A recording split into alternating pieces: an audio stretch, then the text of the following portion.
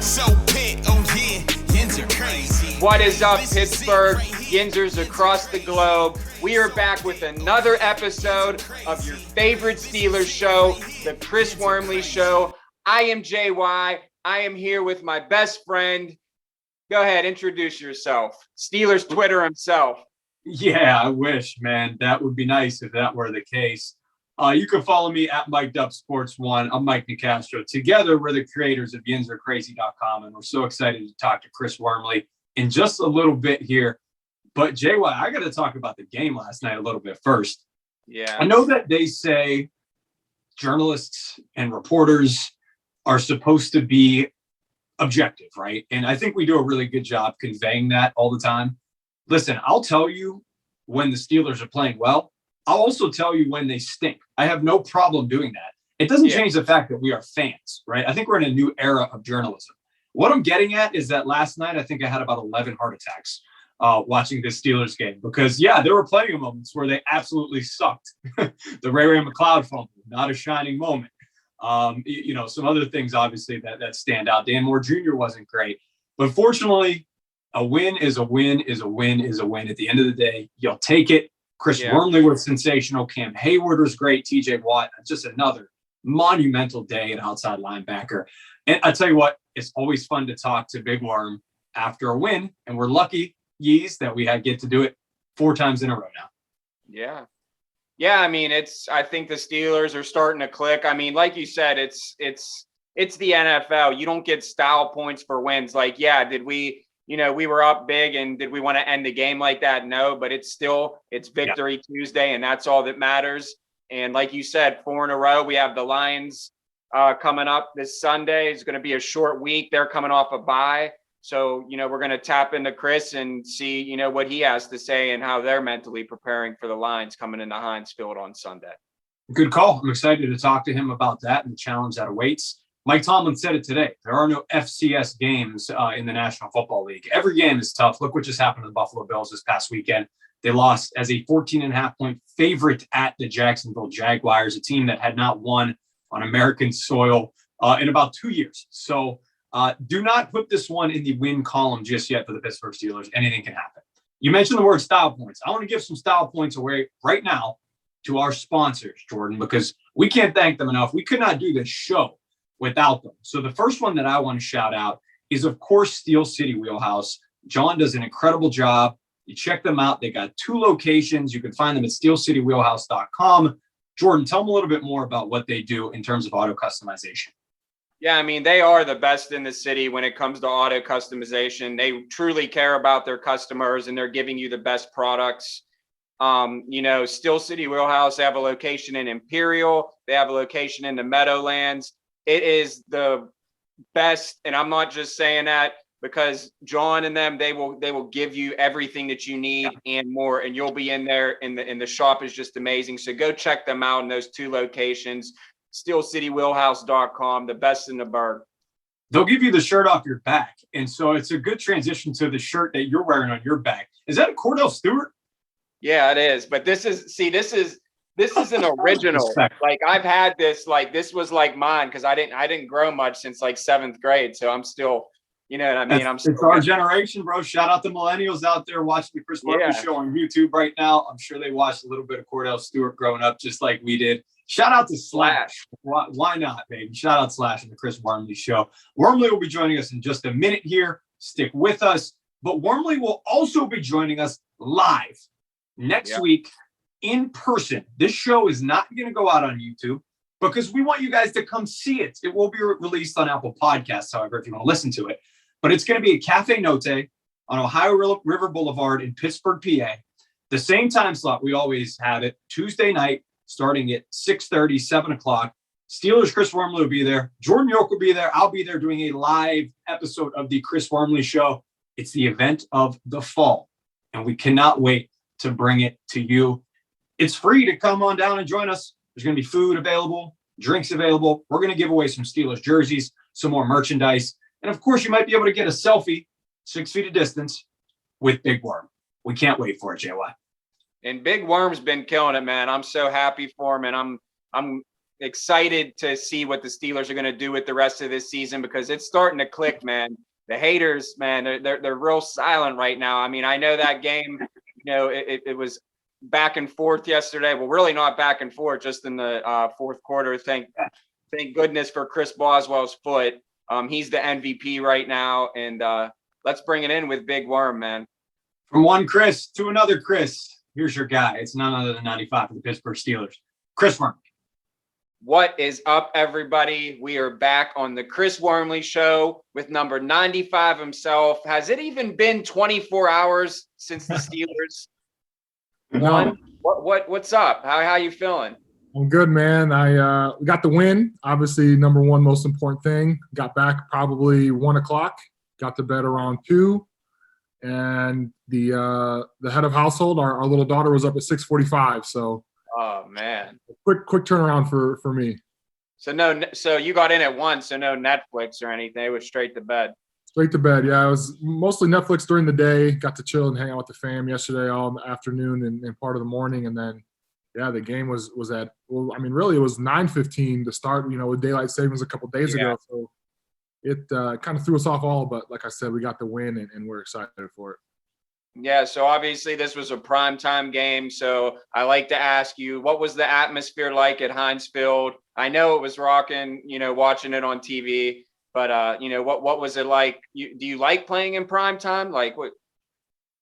Yeah, the atmosphere was nuts at Heinz Field. Played Renegade, which was electric. But all throughout the game, it was a packed stadium. The fans were into it.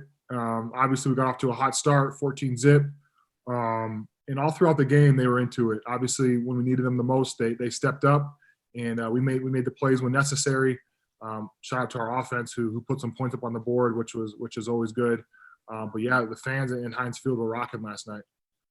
That's awesome. So I know it was like a special night, a lot of legends. Did you get to meet any Steeler legends yourself when you were warming up before the game? No, I didn't. I saw Heath was there, which was exciting. I loved watching him growing up as a Steelers fan. I saw Muth got to meet him, which was kind of somewhat of a passing of the torch, I guess, maybe a little bit. Obviously, Heath has been done for a while, but in the fans they used to say Heath, and now everyone says Muth. So it was cool to see them kind of connect. But no, I didn't get the chance to see anybody. But always love when the older guys are in town. Yeah, definitely. So the defense was phenomenal in the first half. Talk about the sack that you helped TJ get, and I think that you can tell him that he owes you a steak dinner for helping him out with that one, because we know that you're the one who started it. Yeah, I guess I get credit for the pressure, but really would have loved to have that sack, especially on an Ohio State guy like Justin Fields.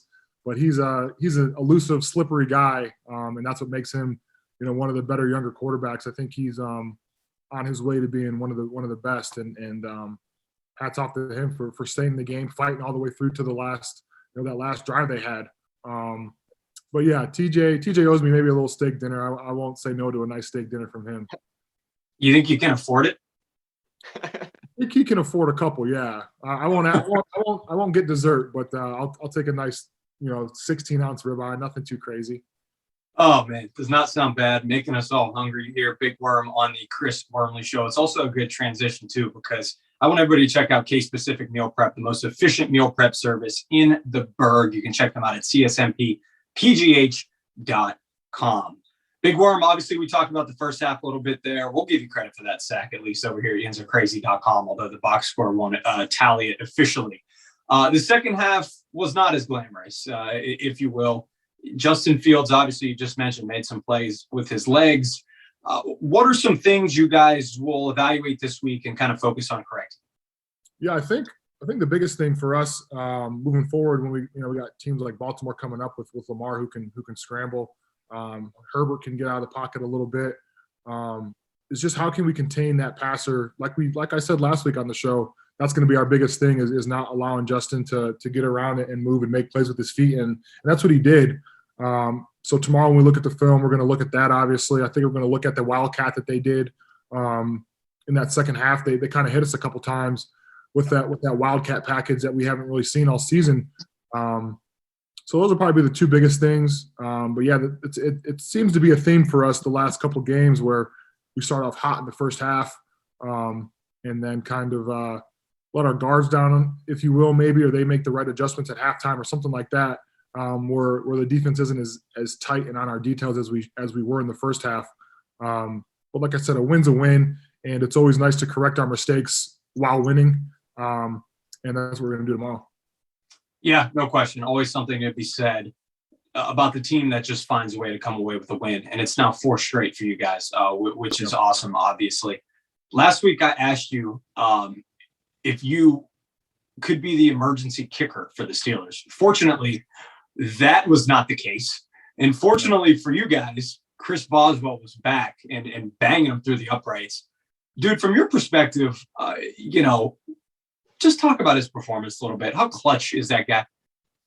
Yeah, I mean, I'm on the field with him on field goal, which is always fun. I usually have 3 or 4 guys right in my face trying to block the kick, but he's been clutch. I think he's having a Pro Bowl, maybe even his best season of his career. He got the fumble recovery on the kickoff that 17 fumbled, and he was in the thick of it. We were hoping he wasn't in the concussion protocol again after that hit he took with a couple of the Bears. But like I said, he's playing probably some of the best ball he's had, or even playing, kicking, whatever you want to call it, scoring a bunch of points for us, and coming up clutch in those big moments. Yeah, certainly did that last night. Another guy that did that, your good buddy, your D-line mate, Cam Heyward. Talk about his performance last night. And, how much do you feed off him and vice versa? Obviously, you guys are playing right next to each other for the majority of the time. Yeah, I mean, this season I probably learned maybe more football than I ever have just by watching how he conducts himself. He had that big – I don't even know if people even really realized it, but there was a screen that he stopped maybe around the 2-yard line. It was like 3rd and 15 maybe. And if it wasn't for Cam, it would have been a touchdown, which, could have changed the game totally. They kicked the field goal instead.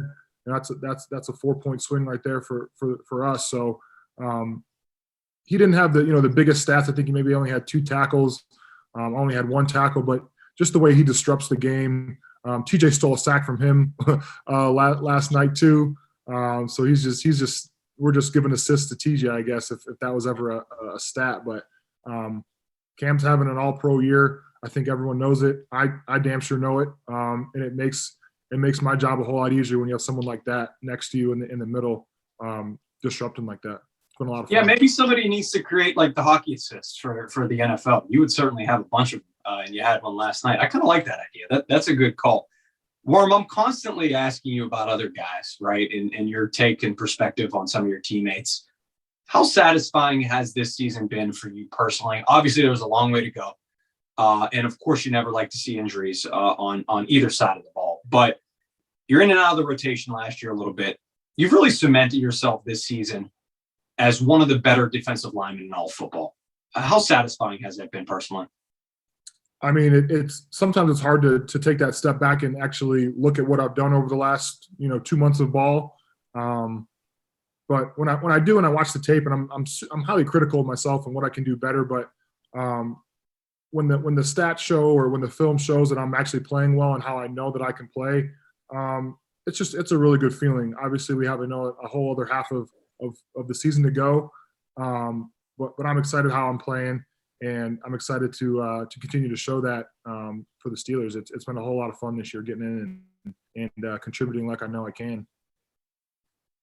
No, I mean, we love watching, man. I'm screaming. My family's screaming for you. It's been I'm really excited for you and all the opportunities that you're getting this year. So with that being said, let's move on to the Detroit Lions. We know that they're 0-8. How do you stay, mentally prepared going into Sunday's game with them? I mean, I know that Coach Tomlin said today, there's no what was it? The FCS. Yeah. Like that. So we know it's the NFL. It's any given Sunday. We've seen what just happened to the Bills. How do you guys stay mentally prepared for that?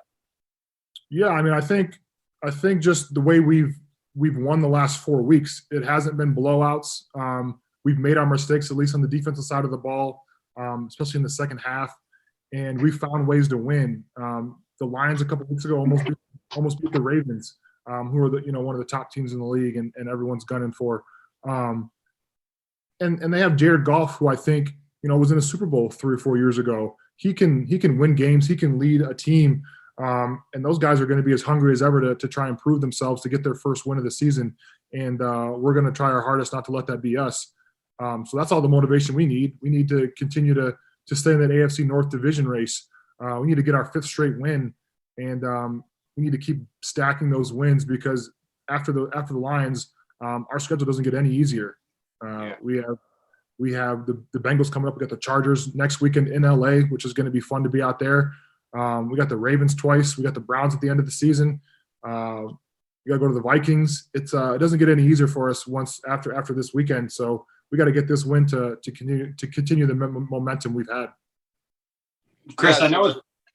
I was going to ask him about the coming off the bye week. You guys have a short week. How significant is that health-wise? You guys just played on Monday, and they're coming off being well rested. Yeah, I mean, I think we benefit from that when we have a bye week, and someone's coming off of a short week. But it's the NFL. Everyone's going to be ready. Everyone's going to prepare, how they normally do. Obviously, we're going to take care of our bodies this week, and they're going to have some guys probably come back from injury or be healthy after that bye. But I think we came out of the game last night fairly healthy, and we're going to be ready to roll on Sunday. Worm, I know it's not Ann Arbor, but it is Detroit. You're a Michigan man, of course. You're Ohio man who was a Michigan man in college. Did you have some sort of relationship with the Lions? Were you at least like a big Megatron fan when you were going to Michigan or anything like that? Yeah, I mean they were the team that was usually always on the Toledo stations growing up. It was the the Lions and the Browns. So I'd always watch them just because that's who was on the TV. But yeah, you always want to root, growing up for the team is essentially my hometown team. That's the closest to Detroit and now to Ann Arbor. But I'm trying to win a game on Sunday, so I don't really care where I'm from or where they are at right now. Yeah. I'm trying to win a game Sunday, so yeah. Yeah, was gonna assume that obviously you're not a big Lions fan this week, of course. and Megatron is no longer there, but you mentioned that there's some really good players on that team. So let's do a little Worm Association before we get you out of here. This is, of course, if you're a first-time viewer, is the game where we give Worm a player's name, or we throw out just something random and he gives us a few thoughts on that player or subject. So let's start with another Big Ten guy. I think he might be coming back this week. Taylor Decker. Yeah, I played against him at Ohio State a couple times. But I think he's their best offensive lineman. When you look at what he does in the run and the pass, he's probably their best offensive lineman. Yeah, no question about it. And if he does come back this week for the Lions, obviously a guy that you might be going head-to-head against at some point. All right, let's talk about their running back duo. Really challenging, kind of a thunder lightning duo there, DeAndre Swift and Jamal Williams. Yeah, I think they're two solid backs that are two very dynamic backs that can both, I think, run the ball, and they both can catch out of the backfield. So that's going to be a big test for us. It's going to be a big test for the guys that are covering them out of the backfield. But I think they have a lot of like you said, thunder and lightning when it comes to what they can do out of the backfield. This last guy, I don't think you played against him in college, but if I say 14-13, it might ring a bell. It was a game against Iowa that Michigan lost, and I think it was your senior year. So I transitioned to TJ Hawkinson, the Lions tight end. Yeah, I think at that time it was George Kittle was the tight end there. We went up a bunch that game, and I actually just played Daniels, the right guard for the Bears. He was their center, I think, that year. But yeah, he's another young guy that's emerging. I think him and Muth are one of the top two, top five of the younger, generation of tight ends in the league now. He's a mismatch when it comes to if you're going to put a safety on him, if you're going to put a linebacker on him. That's going to be a good matchup for us this week to look at for sure. All right, let's get you out of here on this. You just said the name Muth. Obviously, Michigan has a big game this coming weekend. You told us earlier this season that Penn State may have been the toughest stadium that you played in your career. Is this a good time to go over to Muth and say, hey, listen, let's make a friendly wager? I'd imagine he's in a pretty good mood right now. Yeah, I'll talk to him today in the weight room. I was buttering him up a little bit with his 2 touchdowns. But yeah, I was we'll probably put a little money on there, or you got to wear a Michigan shirt or a Penn State shirt if you win or lose. But I'm excited for the boys. They bounced back against Indiana. They played real solid, and they're right in the thick of it. Michigan State lost to Purdue, which was nice this past weekend. So Michigan really kind of holds everything in their hands, which is what you want coming in the last 3-4 weeks of the season. I'm excited for them, and I hope they get a win this Saturday. Michigan, Penn State this Saturday. Steelers, Lions this Sunday. We're always in a good mood here on the Chris Wormley Show, brought to you by yinzercrazy.com. Chris, do us a favor. Go get some damn rest. We're going to need you Sunday. Yeah, I look forward to. We're gonna watch the Bachelorette in bed and go to bed shortly after that. So get some rest tonight for sure. Appreciate you guys. Yins are crazy. This is it right here. Yins are crazy. So pit, oh yeah. Yins are crazy. This is it right here. Yins are crazy. I know yins are crazy, but so am I. Number 1 sports site in the burg. Let me show you why. The latest stories in unbeatable podcast with your favorite athletes. You know you can't pause that. Super Bowl, World Series, Stanley Cup champs, rising stars, Berg personalities for the fans. We love our city, always Pittsburgh proud. When you're at your job or while you got your cell phones out, breaking down the touchdown goals and home runs, predictions and interview. Who does it like us? No one. Cheering on